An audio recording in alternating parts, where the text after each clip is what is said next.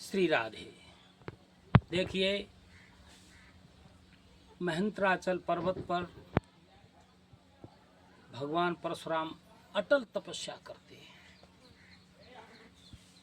भगवान परशुराम के जन्म का विवरण बड़ा विचित्र है। ये दो पखवाड़े ऐसे हैं, ब्राह्मण और क्षत्रियों में कोई फर्क नहीं होता है, दोनों एक ही हैं। यदि अपनी विद्वता बनाए रखें, अपनी शक्ति बनाए रखें तो। माँ बेटी का विवरण है। माँ बेटी के विवरण में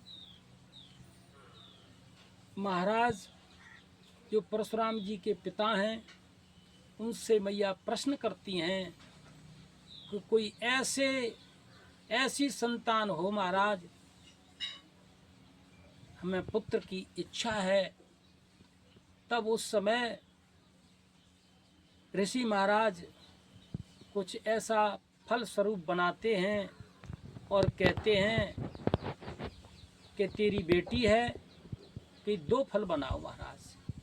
तो एक फल बेटी का और एक माँ का है। मैया ने सोचा मेरे लिए अच्छा और बेटी के लिए कुछ अलग बनाया होगा। पहले यह परंपरा थी कि राजा महाराजा अपनी बेटियों को ऋषि महाराजों को दे देती थीं। ब्राह्मणों के यहाँ क्षत्रियों की कई कन्याएं आती थीं।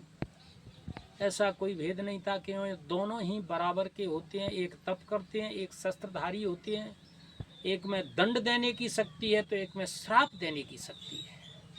दोनों ही बराबर हैं। तब वह फल में परिवर्तन कर देती हैं, अपने फल को बेटी को और बेटी का फल खुद खा जाती हैं।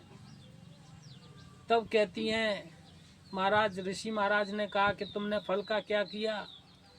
कि मैंने तो फल में भूल गई कि तूने बहुत गलत काम कर दिया। हम ब्राह्मण हैं, हमें तो एक अच्छे बच्चे की जरूरत थी, विद्वान की जरूरत थी। ये क्या कर दिया तूने? बुद्धिमान की जरूरत थी। और वह क्षत्रियों के घर है तो उसे क्षत्रिय कुमार की जरूरत थी। अब क्या होगा कि तेरे विकराल पुत्र पैदा होगा, बहुत ही विकराल, लड़ाकू, बांका वीर होगा।